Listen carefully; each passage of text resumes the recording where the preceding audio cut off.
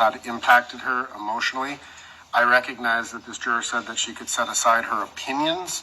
However, whenever pressed, even by the state, she had a very difficult time acknowledging that she could apply the presumption of innocence because of her viewing of the video, and that it would be essentially that she had already made up her mind in this case. And that was essentially the basis, Your Honor, for the cause.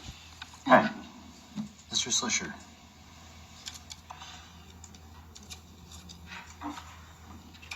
Thank you, Your Honor.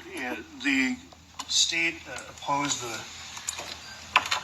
motion to dismiss for cause for this juror. I don't believe she equivocated at all. I think that she stated very affirmatively and unequivocally that she could set aside her opinions, that she could set aside her beliefs, that she could apply the presumption of innocence. She stated it on a number of occasions, and she was questioned about it on a number of occasions, despite unequivocally stating so.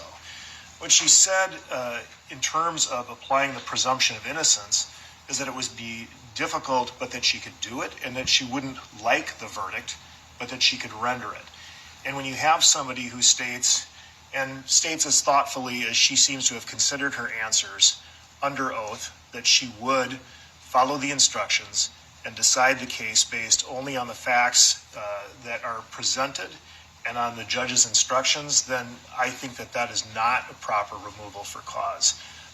If the counsel would have wanted to use a preemptory challenge, he has plenty. He has 15 preempts that he could use.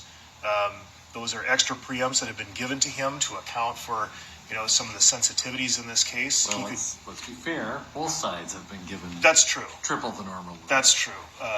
We're entitled to 3. They're entitled to 5. You gave us 9. You gave him 15. So I'm not saying that's unfair. What I am saying, though, is that was not a proper cause strike.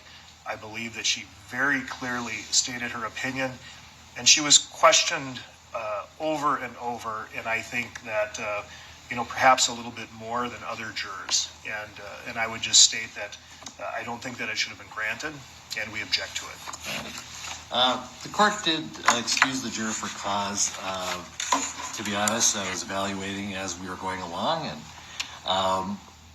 I don't think it developed immediately, but she was very consistent in saying that she would put everything aside, but she couldn't unsee the video, which is, I think, just another way of saying I couldn't put that aside, what I had seen earlier.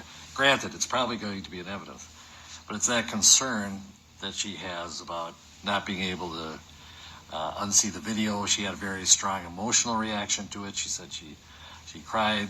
She has a very negative opinion of Mr. Chauvin, all of which does not constitute cause.